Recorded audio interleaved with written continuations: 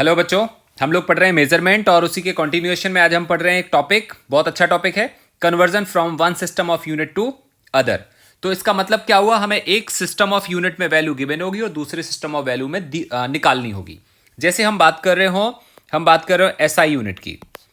SI unit में length को क्या बोलते हैं बेटा? लेंथ को बोलते हैं मीटर।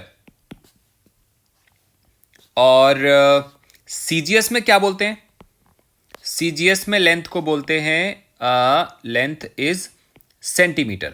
और इनका आपस का रिलेशन हमें ऑलरेडी मालूम है, वो क्या है? 1 मीटर इक्वल टू 100 सेंटीमीटर। ये बेसिक बातें हमें पता करनी पड़ेंगी क्योंकि लेंथ क्या है? फंडामेंटल का आपस का रिलेशन पता होना चाहिए। अच्छा, एसआई यूनिट में टाइम किस में मेजर करते हैं बेटा? टाइम मेजर करते हैं सेकंड में।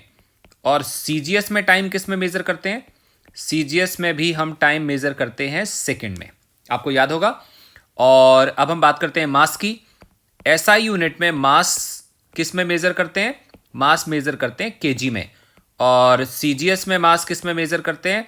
मास मेजर करते हैं बेटा ग्राम में।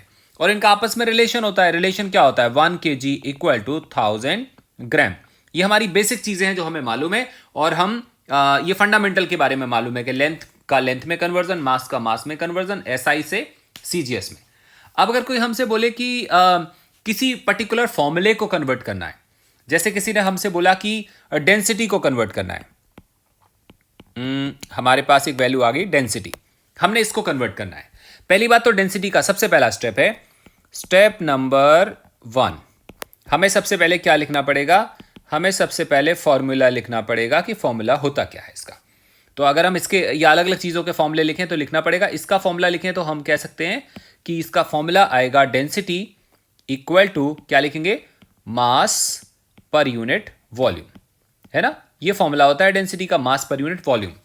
अगर हम इसको एसआई यूनिट में लिखें तो हम कैसे लिखेंगे? एसआई यूनिट में हम बोलेंगे डेंसिटी को, नो डाउट मास पर यूनिट वॉल्यूम होती है, बट अगर हम यूनिट का फॉर्म में लिखेंगे तो मास को किस में पढ़ेंगे? केजी में। और वॉल्यूम को किस में पढ़ेंगे? मीटर क्यूब में। अगर हम इसको सीजीएस में लिखें तो हम क्या बोलेंगे? डेंसिटी को, डेंसिटी को हम बोलेंगे ग्राम पर सेंटीमीटर क्यूब। ये क्लियर हो गया। अब अगर हम एसआई से सीजीएस में कन्वर्ट करना चाह रहे हैं, एसआई से सीजीएस में कन्वर्ट करना चाह रहे हैं, तो शुरुआत कहां से करेंगे? एसआई से। एसआई में हम क्या लिखेंगे? हम ऐसे बोलेंगे कि लेट्स से एसआई में वैल्यू है डेंसिटी की, ऐसे लिखते हैं, density in SI is 1 kg पर मीटर क्यूब। एसआई में इसकी वैल्यू कितनी है? 1 kg पर मीटर क्यूब। इसको हम लिख सकते हैं 1। हमने अब किस में कन्वर्ट करना है? सीजीएस में। तो केजी को क्या बोलेंगे हम? 1 तो सेम है, ऊपर हम केजी को लिखेंगे 1000 ग्राम, डिवाइडेड बाय नीचे क्या लिखा? मीटर, उसको हम क्या लिखेंगे? 100 सेंटीमीटर। उसका क्या आएगा? उसका क्यूब आएगा। तो फाइनली ये वैल्यू कितनी बन जाएगी? ये ऊपर 1000 है बेटा, ऊपर 1000 है, नीचे कितना आएगा? 10 की पावर 6 आएगा आई थिंक ना। और यहां पे क्या आएगा? ग्राम पर सेंटीमीटर क्यूब। अगर हम इसको और सिंप्लीफाई करते हैं तो क्या निकल के आता है? ये आएगा 10 power -3 gram per centimetre cube. हमने स्टार्ट कहां से करा था बेटा? स्टार्ट करा था हमने यहां से। और हमने क्या लिखा था? डेंसिटी हम किस में ले रहे थे? एसआई में ले रहे थे। वो कितनी ली थी हमने? 1 kg पर मीटर क्यूब। एंड फाइनली क्या निकल के आया? 10 power -3 gram per centimetre cube. इसका मतलब एसआई से अगर हम सीजीएस में कन्वर्ट करना चाहें तो हम कर सकते हैं। तो हम कैसे लिख रहे होंगे? हम लिखेंगे एसआई में है 1 kg पर metre cube is actually 10 power -3 gram per centimetre cube. I think इतना क्लियर हो गया होगा। ये कन्वर्जन था किसका? डेंसिटी का। अब कोई हमसे बोलता है सेकंड पॉइंट, एक्सेलरेशन को कन्वर्ट करो। एक्सेलरेशन को कन्वर्ट करो। सबसे पहला काम क्या करना पड़ेगा? सबसे पहले हमें फॉर्मूला लिखना पड़ेगा। फॉर्मूला क्या होगा बेटा? एक्सेलरेशन का फॉर्मूला क्या होता है? डिस्प्लेसमेंट अपॉन टाइम का स्क्वायर। कोई बच्चा बोलता है सर समझ में नहीं आया, ये कहां से आ गया? तो फिर आपको बिल्कुल बेसिक से करना पड़ेगा। बेसिक से कैसे? एक्सेलरेशन का मतलब होता है change in velocity divided by क्या? Time. Now change in velocity का मतलब क्या हुआ? चेंज इन वेलोसिटी हो या वेलोसिटी हो, उसका जो यूनिट आएगा वो तो सेम आएगा ना। तो हम यहां पे क्या लिख सकते हैं? वेलोसिटी क्या होता है? बेसिकली वेलोसिटी होता है डिस्प्लेसमेंट अपॉन क्या लिखेंगे? टाइम, डिवाइडेड बाय नीचे क्या लिखेंगे? टाइम। तो हमारे पास फॉर्मूला क्या बन गया? हमारे पास फॉर्मूला बन गया डिस्प्लेसमेंट अपॉन टाइम का स्क्वायर। आई थिंक इतना क्लियर है। अब अगर हम बात कर रहे हो एसआई यूनिट में, एसआई यूनिट में अगर हम एक्सेलरेशन को समझें तो इसका यूनिट किस फॉर्म में आता है? डिस्प्लेसमेंट को लिखते होते हैं हम मीटर में, और नीचे क्या आता है? सेकंड का स्क्वायर। अगर हम इसी चीज को सीजीएस में पढ़ रहे हो तो यही एक्सेलरेशन क्या बन जाएगा? ये बन जाएगा मीटर की जगह सेंटीमीटर अपॉन क्या लिखेंगे हम? सेकंड का स्क्वायर। ये हमें सबसे पहले पता चला, हमें तीन बातें पता चल रही, ध्यान रखना। पहली बात हमें पता चल रही है कि फॉर्मूले का टाइप कैसा होता है। दूसरी बात हमें पता चल रही है कि एसआई में इसका फॉर्मूला क्या लिखेंगे। थर्ड बात पता चल रही है सीजीएस में हम इसका फॉर्मूला क्या लिखेंगे। अब हमने करना है कन्वर्ट, तो हम शुरुआत कहां से करेंगे? हम ऐसे बोल रहे होंगे कि in SI acceleration equal to 1 metre per second square. ये किसमें है बेटा? एसआई में। हमने कितना ले लिया? 1 मीटर पर सेकेंड स्क्वायर ले लिया, इज इक्वल टू 1 तो सेम है, ऊपर क्या लिखेंगे? ऊपर मीटर है, उस मीटर को क्या लिखेंगे हम? 100 सेंटीमीटर डिवाइडेड बाय सेकेंड का स्क्वायर। क्या बन गया फाइनली? 100 सेंटीमीटर पर सेकेंड स्क्वायर। आई थिंक आपको क्लियर हो रहा होगा ये क्या चीज आ गया हमारे पास? एक्सेलरेशन आ गया। बट ये किस में आया अभी? ये एक्सेलरेशन सीजीएस में आ गया। तो अभी हम क्या बोल सकते हैं फाइनली? हम बोल सकते हैं 1 metre per second square is equal to 100 centimetre पर सेकेंड स्क्वायर। ये हम किस में बोल रहे हैं बेटा? एसआई में। और ये हम किस में बोल रहे हैं? सीजीएस में। आई थिंक आपको कन्वर्जन समझ में आ रहा है हम लोग कैसे करते हैं। कुछ और चीजें ले लेते हैं। कोई हमसे बोले कि सर मोमेंटम को कन्वर्ट करो, वी हैव दिस मोमेंटम, तो आप बोलोगे मोमेंटम का सबसे पहले फॉर्मूला होना चाहिए। आपको याद होगा शायद 9th क्लास में आपने पढ़ा हो, मोमेंटम हम बोलते हैं जनरली पी से, या आपको नहीं पढ़ा तो मैं अभी बोल देता हूं। मोमेंटम को हम पी लेटर से डिफाइन करते हैं, और वो क्या होता है? वो होता है मास मल्टीप्लाइड बाई क्या लिखेंगे? वेलोसिटी। क्लियर हो गया? और इसको हम क्या लिखेंगे? मास, वेलोसिटी को क्या लिखते हैं हम लोग? Displacement divided by time. I think clear है। अगर हम बात कर रहे हो एसआई यूनिट में, तो एसआई यूनिट में मोमेंटम को क्या लिखेंगे हम? एसआई यूनिट में आएगा मोमेंटम इक्वल टू, मास को बेटा क्या बोलेंगे? केजी, डिस्प्लेसमेंट को क्या बोलेंगे? मीटर, और टाइम को क्या बोलेंगे? पर सेकेंड। अगर यही हम सीजीएस में लिखते हैं तो मोमेंटम क्या आएगा? तो मोमेंटम आएगा ग्राम सेंटीमीटर पर सेकेंड। अब हम कन्वर्ट करते हैं। कन्वर्ट कैसे करेंगे? 1 kg metre per second equal to, इसको कन्वर्ट करना है ना कि एसआई में कितना मोमेंटम है? 1 kg मीटर, क्योंकि बेटा ध्यान रखो मोमेंटम की यूनिट क्या है। तो एसआई में क्या बोलेंगे? सपोज करो हमारे पास मोमेंटम है 1 kg metre per second is equal to, अब हम किस में कन्वर्ट करने जा रहे हैं? सीजीएस में। इक्वल टू बेटा 1 kg का मतलब क्या लिखेंगे हम?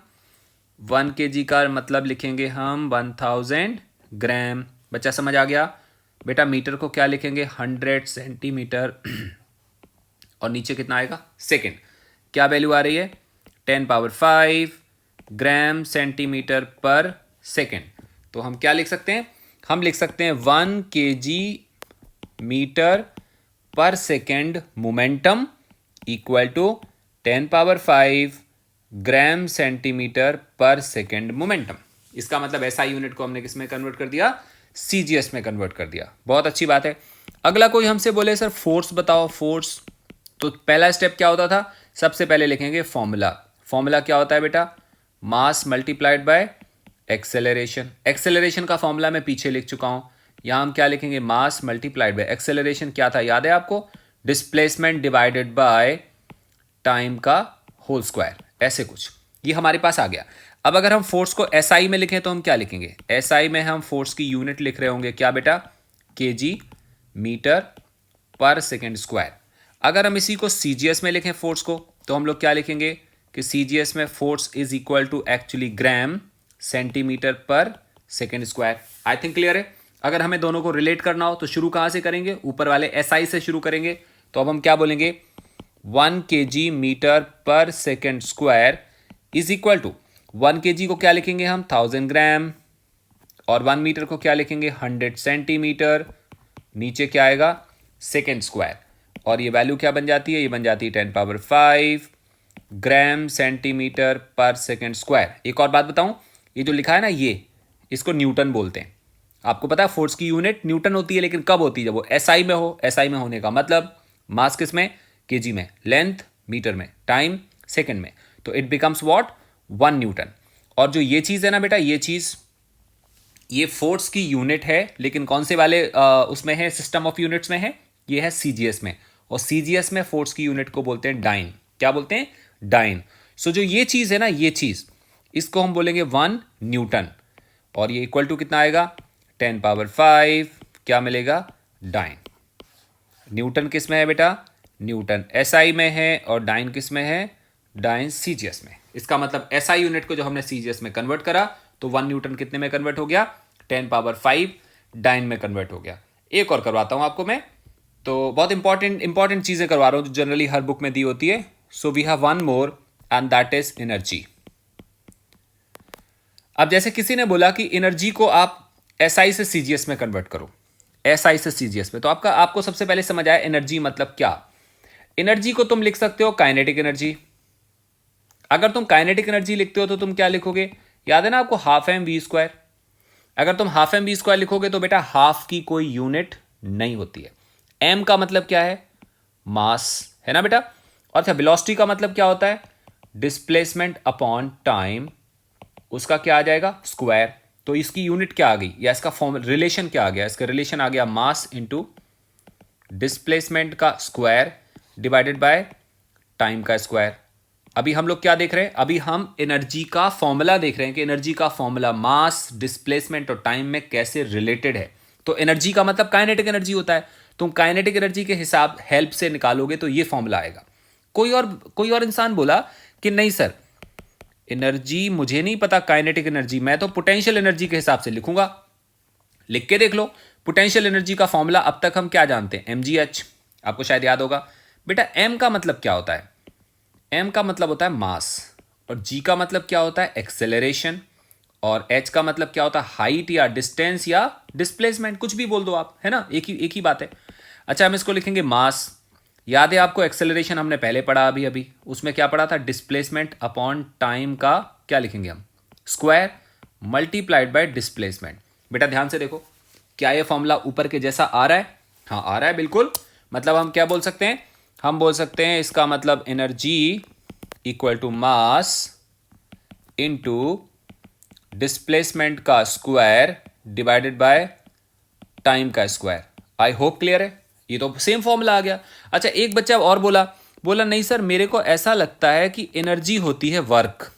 मैंने कहा बिल्कुल सही है, क्योंकि जब तुम किसी पे काम करोगे वही काम कन्वर्ट हो जाएगा काइनेटिक एनर्जी में या पोटेंशियल एनर्जी में। जैसे एक बकेट पानी को उठाओ या एक बॉडी को उठाओ, ग्राउंड फ्लोर से उठा के ऊपर तक लेके चले जाओ, अगले वाले फ्लोर तक, फर्स्ट फ्लोर और सेकेंड फ्लोर तक, तो तुम जितना काम करोगे वो किस में कन्वर्ट हो जाएगा? पोटेंशियल एनर्जी में। इसी तरह से एक बॉडी को उठाओ, जोर से फेंक दो, तो तुम जितना काम करोगे वो किस में कन्वर्ट होगा? काइनेटिक एनर्जी में। इसका मतलब वर्क एक तरह का एनर्जी ही है। सो वर्क को हम कैसे बोलते थे? याद करो, फोर्स इंटू डिस्प्लेसमेंट बोलते थे। अगर हम फोर्स को समझने की ट्राई करें तो वो क्या होता था? Mass multiplied by acceleration multiplied by क्या बोलते हैं हम? Displacement. Now this equal to mass. याद करो, एक्सेलरेशन हम लोगों ने क्या लिखा था? डिस्प्लेसमेंट अपॉन टाइम का स्क्वायर मल्टीप्लाइड बाय क्या लिखेंगे? डिस्प्लेसमेंट। ये वैल्यू क्या आएगी? मास इंटू डिस्प्लेसमेंट का स्क्वायर डिवाइडेड बाय टाइम का क्या लिखेंगे हम? स्क्वायर। आ गया? इसका मतलब क्या समझ आया?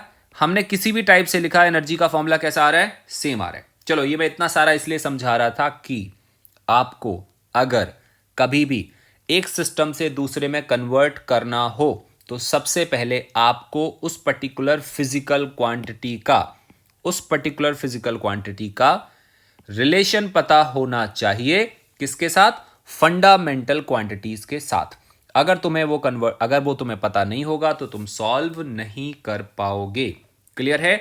तो हम लोग क्या कर रहे हैं? ये फंडामेंटल क्वांटिटी के साथ रिलेशन तभी पता होगा जब हमें फॉर्मूले या उनका इक्वेशन पता होगा। कैसा? कि एनर्जी का मतलब क्या होता है, काइनेटिक एनर्जी का फॉर्मूला क्या होता है, पोटेंशियल एनर्जी का फॉर्मूला क्या होता है, वर्क का फॉर्मूला क्या होता है। जब तक ये पता नहीं होगा तब तक हम इन वाले रिलेशन तक पहुंच नहीं पाएंगे। क्लियर है? पहला स्टेप क्या हुआ? हमारे पास रिलेशन होना चाहिए किसके टर्म्स में? फंडामेंटल क्वांटिटीज के टर्म्स में। आ गया?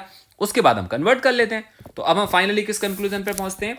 हम लोग फाइनली पहुंचते हैं कंक्लूजन पे कि एनर्जी होती है दैट एनर्जी इज क्या बेटा, मास इंटू डिस्प्लेसमेंट का स्क्वायर डिवाइडेड बाय क्या, टाइम का स्क्वायर।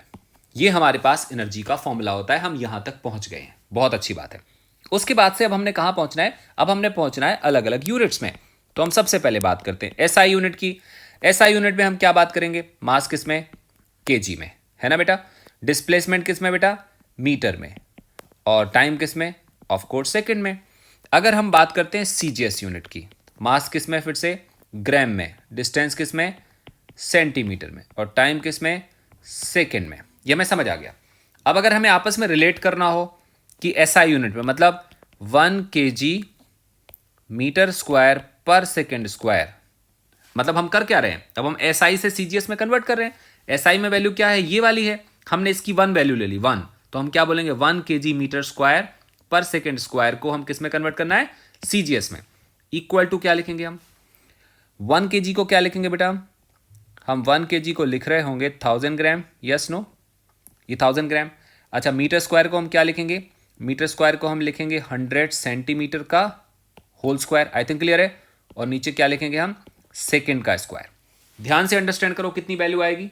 अगर हम इसको ध्यान से देखें तो यहाँ पे 1000 आ रहा है, वी कैन सी दिस, यहाँ पे 1000 आ रहा है, और यहाँ पे कितना आएगा, 100 की पावर 2 है ना, तो 10 पावर 4 आएगा। टोटल कितना बन जाएगा बेटा, ये आएगा 10 power 7 gram centimetre square per second square. Energy को सबसे पहले जूल ने समझाया था, इसलिए उसकी यूनिट जूल भी होती है। मतलब जिसको हम ये बोल रहे हैं ना, ये इसको हम जूल बोलते हैं, और ये जो इसकी ये वाली यूनिट होती है इसको हम अर्ग बोलते हैं। क्या बोलते हैं, अर्ग बोलते हैं। मैं आगे लाइन लिख देता हूं कि जो हमारे पास KG metre square per second square है, इसका नाम जूल भी होता है, क्लियर। और जो ग्राम centimetre square upon second square है, इसका नाम अर्ग भी होता है। तो अभी हमें क्या पता चला, जो हमने पीछे पढ़ा, हमने पढ़ा ये 1 kg metre square per second square is equal to 10 power 7 gram centimetre square per second square, मतलब 1 जूल इक्वल टू 10 पावर 7 अर्ग। ये बेटा रिलेशन है एक यूनिट से दूसरे में कन्वर्ट करने का। तो हम लोगों ने अभी पढ़ी है कितना, क्या क्या पढ़ा हमने, density, acceleration, momentum, force, energy. क्या ऐसे कन्वर्जन लिमिटेड होंगे कि अनलिमिटेड होंगे, ये हजारों हजारों फॉर्मूले हो सकते हैं और कोई आपसे कुछ भी पूछ सकता है, but the method is same जो हम लोग यहां पे देख रहे हैं। क्लियर है बेटा, बहुत अच्छी बात है। तो हमें अभी कन्वर्जन समझ में आया। अभी हम बात करते हैं measurement of length by different methods. मतलब अगर हमें लेंथ मेजर करनी है तो, या मास मेजर करना है, या टाइम मेजर करना है, तो उसके बहुत सारे अलग अलग मेथड होते हैं। अभी हम केवल बात कर रहे हैं लेंथ की। लेंथ के मेजरमेंट के 2 मेथड हो सकते हैं। पहला मेथड होता है डायरेक्ट मेथड। डायरेक्ट मेथड में हम लोग क्या करते हैं, हमारे पास एक पर्टिकुलर इंस्ट्रूमेंट होता है और हम उससे मेजरमेंट करते हैं। जैसे अगर हम बात कर रहे हो मीटर स्केल की, अगर हम पहला वाला पॉइंट करें कि हम मीटर स्केल यूज करना चाह रहे हैं, तो मीटर स्केल से हम मिनिमम कितना मेजर कर सकते हैं, हम मिनिमम मेजर कर सकते हैं 1 mm तक। 1 mm मतलब 10 पावर -3 मीटर तक। और ज्यादा से ज्यादा कितना मेजर करते हैं, अब मीटर स्केल इतना बड़ा तो होता नहीं ना, तो ज्यादा से ज्यादा हम मैक्सिमम मेजरमेंट करते हैं। करने को तो कितना भी कर सकते हैं, बट इन जनरल हम मैक्सिमम करते हैं 100 मीटर या 10 पावर 2 मीटर तक। इसका मतलब इसकी जो मेजरमेंट की रेंज होगी, वो रेंज कहां से कहां तक होगी, 10 पावर -3 मीटर से लेके 10 पावर 2 मीटर तक हम मेजरमेंट करते हैं मीटर के स्केल से। ये हमारे पास एक चीज हो गई डायरेक्ट मेथड में, जो हम मीटर स्केल यूज कर रहे हैं। अगर हमें यूज करना हो और छोटी चीज, और छोटी चीज का मतलब हुआ जैसे एक वायर का डायमीटर मेजर करना हो, तो वायर का डायमीटर हम मेजर करेंगे किससे, वर्नियर कैलिपर से। या मतलब किसी भी चीज का एक स्फेयर है, उसका डायमीटर हमने मेजर करना हो, तो हम यूज कर रहे होंगे, सेकेंड पार्ट क्या आएगा, वर्नियर कैलिपर।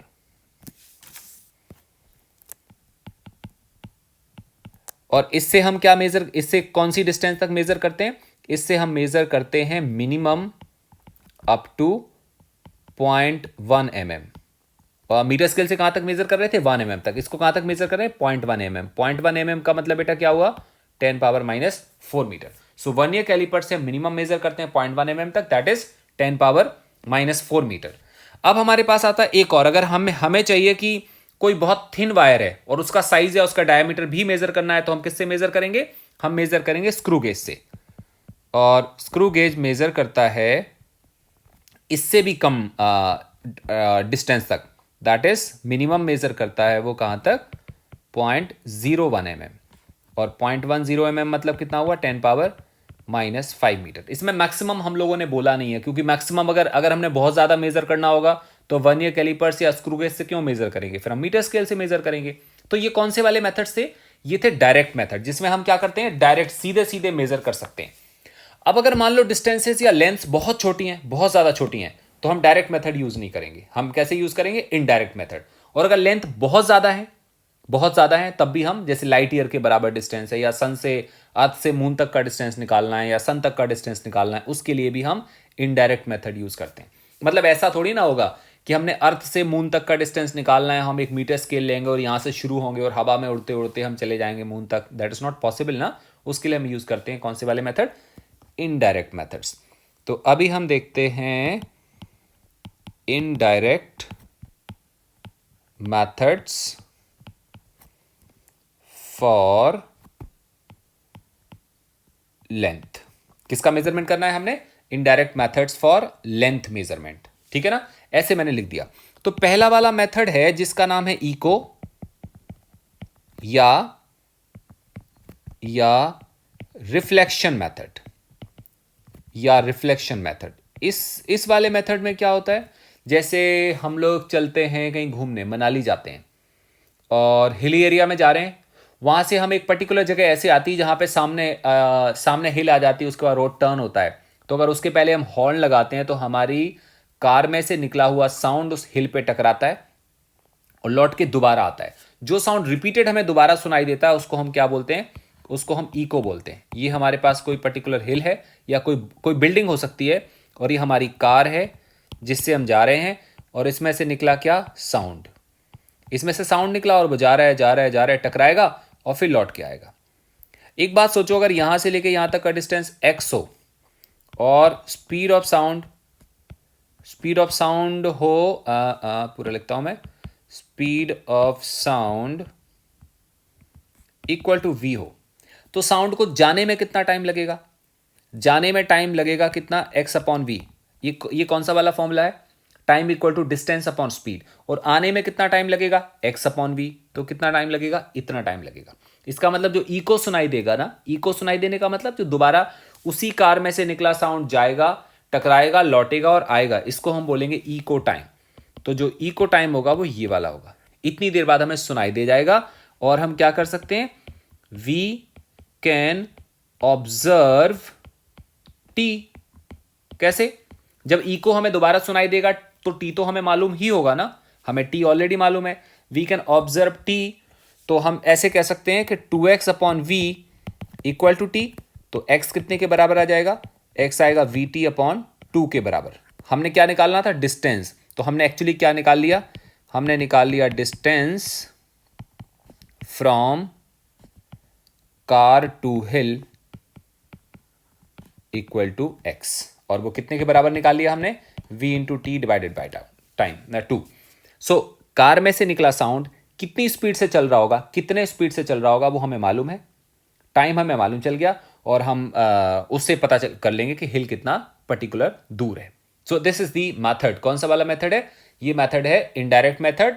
क्या निकालने का, डिस्टेंस निकालने का। कौन से मेथड से हम बात कर रहे थे, रिफ्लेक्शन और इको मेथड। दूसरा वाला मेथड हो सकता है लेजर, आपने सुना होगा लेजर मेथड। लेजर क्या चीज है, लेजर पहली बात तो है मोनोक्रोमैटिक वेव। मोनोक्रोमैटिक मतलब जिसकी सिंगल वेवलेंथ हो, जैसी हमारी लाइट है ना, लाइट में होती हैं 3800 एंगस्ट्रॉम से लेके लगभग 6800 एंगस्ट्रॉम की बहुत सारी लार्ज नंबर ऑफ वेव्स होती हैं। लार्ज नंबर ऑफ वेव्स में कलर कितने होते हैं, 7 होते हैं। तो जो लाइट है वो मोनोक्रोमैटिक नहीं है, लेजर होती है मोनोक्रोमैटिक, जिसमें केवल और केवल सिंगल वेवलेंथ होती है। सिंगल वेवलेंथ होने की वजह से ऐसी वाली वेव में डेविएशन ज्यादा नहीं होता, ये सीधी बिल्कुल स्ट्रेट डायरेक्शन में जाती है, इसीलिए हम लेजर को यूज कर रहे होते हैं। तो अगर हम लेजर बीम को किसी के ऊपर गिराते हैं किसी पर्टिकुलर चीज पे और वो लौट के आती है, तो हम वहां से टाइम कैलकुलेट कर सकते हैं। लेजर बीम जनरली चलती है स्पीड ऑफ लाइट से, स्पीड होती है इसकी 3 × 10⁸ मीटर पर सेकेंड। सपोज करो ये हमारे अर्थ है, ये अर्थ है और ये यहां पे मून है। अर्थ से मून तक का डिस्टेंस लेजर मेथड से कैलकुलेट करा गया। तो अर्थ से लेजर बीम चली और सीधी जा रही थी, देखो यहां पे टकराई। ये तो वेव थोड़ी टेढ़ी हो गई मेरे हाथ की वजह से, अदरवाइज सीधी जाएगी और टकरा के सीधी जहां पे हम खड़े थे वहीं पे लौट के आएगी। तो अगर मान लो यहां से अर्थ से लेके मून तक का डिस्टेंस लेट से एक्स के बराबर हो और कितने स्पीड से जा रही है, सी से जा रही है, तो हम क्या बोल सकते हैं, time of laser from earth to moon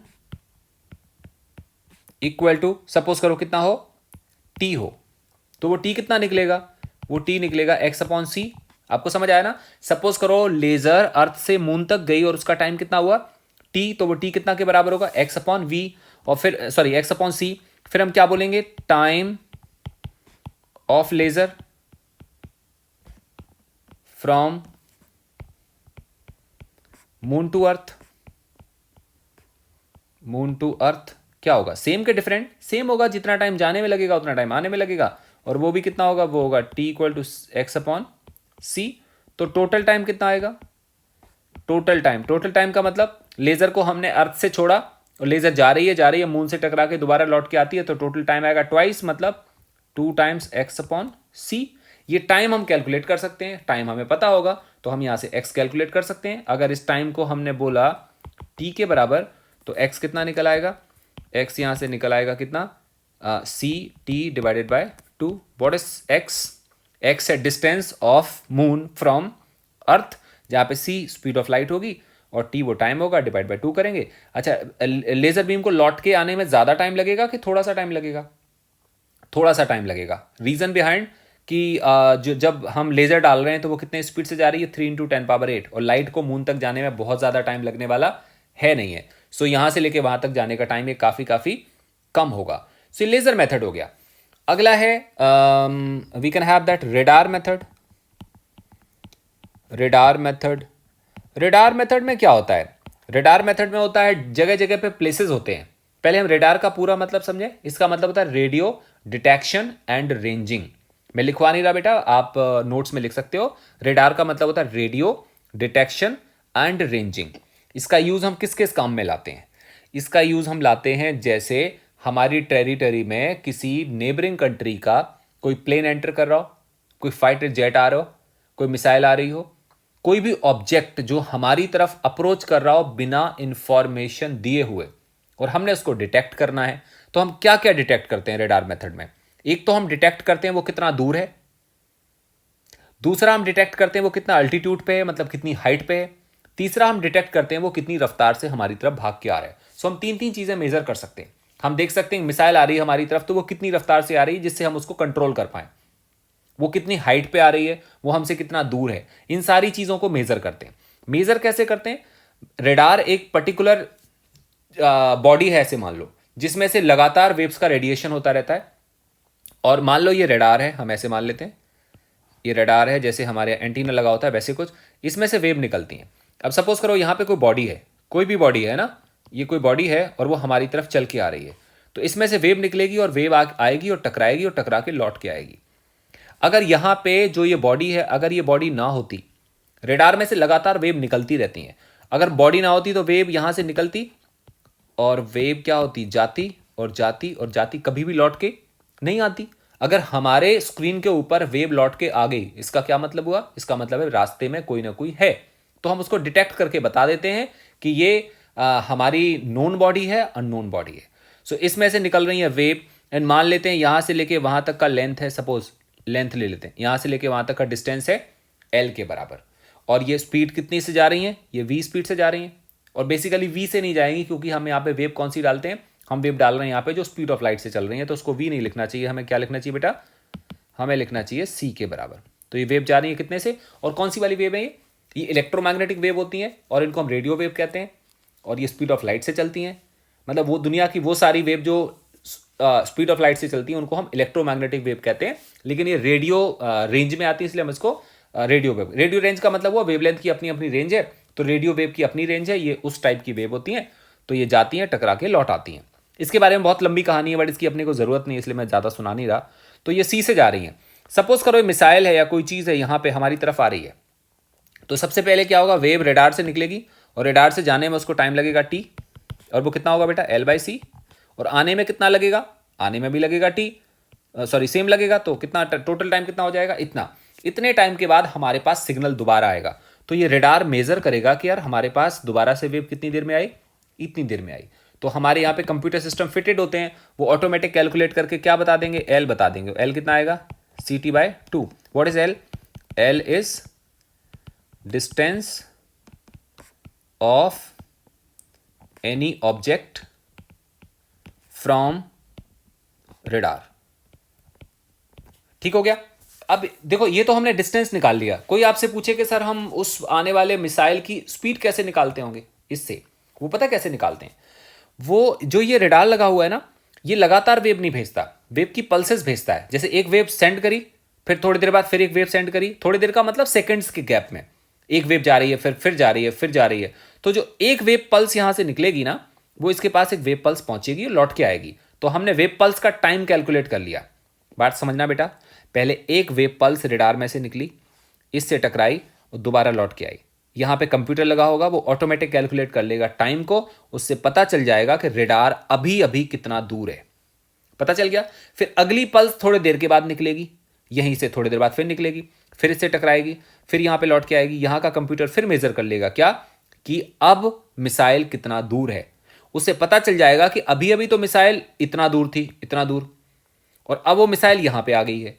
उससे हमें मालूम चल जाएगा कि मिसाइल कितनी रफ्तार से चल रही है। और ये हमें कैलकुलेटर लेके कैलकुलेट करने की जरूरत नहीं है, ऑटोमेशन है, मशीन्स लगी हुई हैं, वो अपने आप बस केवल वेव जाती हैं, वेव आती हैं, बाकी सारा काम कंप्यूटर करता है और डिस्प्ले करके फ्रैक्शन ऑफ सेकंड में डिस्प्ले कर देता है कि वो पर्टिकुलर ऑब्जेक्ट नोन है, अननोन है, साइज छोटा है, बड़ा है, कितनी हाइट पे है, कितनी रफ्तार से हमारी तरफ आ रहा है। इस वाले मेथड को हम बोलते हैं रेडार मेथड। ठीक है, और ये भी किसके लिए मेजर हो रहे हैं, ये सारे मेथड यूज हो रहे हैं किस काम के लिए, टू कैलकुलेट डिस्टेंसेस। क्लियर बेटा, वेरी गुड। उसके बाद एक टेक्निक आती है, बहुत बार ना जो मेथड हम लोग अभी पढ़ रहे हैं रिफ्लेक्शन मेथड, उस मेथड से हम बहुत बार मेटल शीट की थिकनेस भी कैलकुलेट कर लेते हैं। मेटल शीट की थिकनेस कैसे कैलकुलेट करेंगे, मतलब मैं यहां पे एक नोट लिखवा देता हूं, note by above method we can measure thickness of any sheet। अब थिकनेस ऑफ एनी शीट का मतलब क्या हुआ, अगर शीट की थिकनेस कम होगी, सॉरी शीट की जो जिस चीज से शीट बनी हुई है उसकी डेंसिटी कम होगी। जैसे मान लो हमारे पास ये शीट है, ऐसे कोई शीट मान लिया या कोई क्यूब मान लिया, ऐसे हमने एज्यूम कर लिया, ऐसे कुछ है, ऐसे हमने इसकी थिकनेस को मेजर करना है। तो यहां से एक वेव जाएगी, यहां से वेव जाएगी, यहां पे टकराएगी, टकरा के दोबारा लौट के आएगी। और सेम चीज़ है, आपको पता होगा, ये आपने कैलकुलेट करना है कि थिकनेस ए के बराबर है, जो आपको एक्चुअली पता नहीं है। बेटा अगर ये ब्लॉक बहुत बड़ा सा होगा तब तो हम इसको स्केल से नहीं मेजर कर लेंगे। हम यहाँ पे बात करें शीट की, जैसे गोल्ड की फॉइल है, बहुत ज़्यादा पतली है, इतनी ज़्यादा पतली है ना तो हम वर्नियर कैलिपर से मेजर कर पा रहे, ना हम स्क्रू गेज से मेजर कर पा रहे हैं। उस केसेस में हम क्या बोलेंगे, उनकी थिकनेस बहुत कम है। ऐसे केस में हम एक पर्टिकुलर टाइप ऑफ वेव इस पे डालेंगे, अदर सरफेस पे टकरा के लौट के जब दोबारा आएगी हमारे पास, तो हमें पता चल जाएगा इसकी थिकनेस कितनी होगी। मैथड सारे सेम है, बस वो हम वेव को अलग अलग बदलते रहते हैं। कभी हम लेजर डाल रहे हैं, कभी हम रेडार कर रहे हैं, कभी हम इको डाल रहे हैं, कभी साउंड डाल रहे हैं, दैट्स इट, ऐसा कुछ हम कर लेते हैं। अच्छा, अगला मेथड होता है सोनार। सोनार मेथड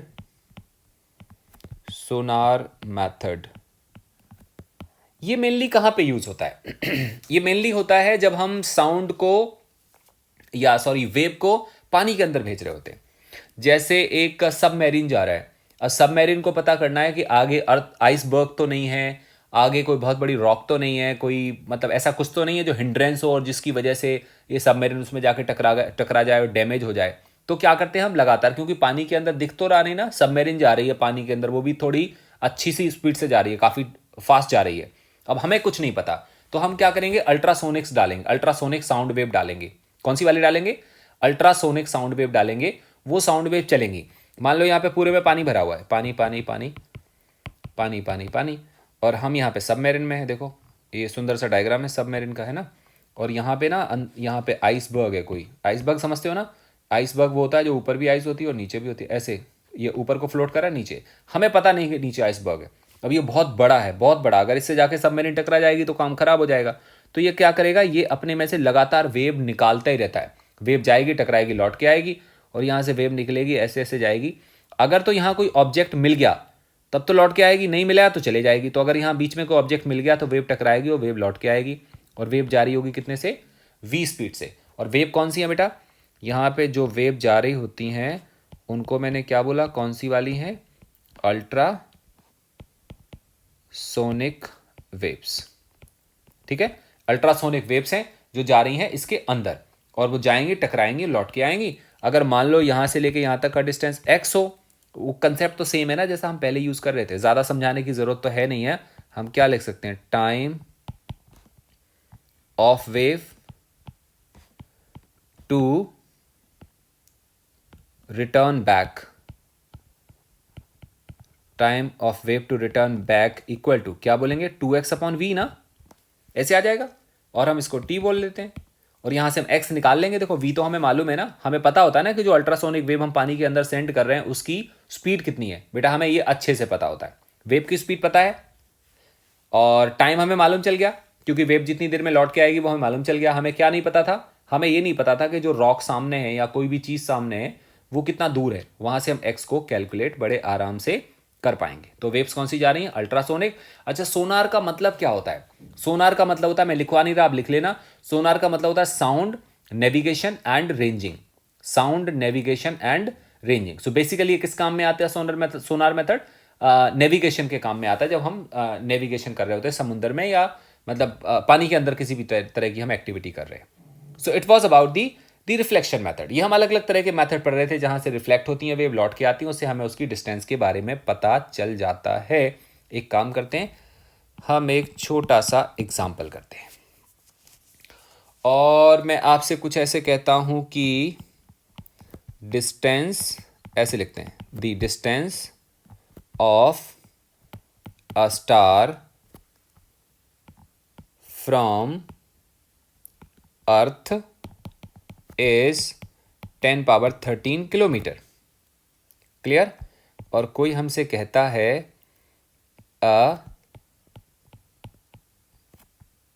लेजर बीम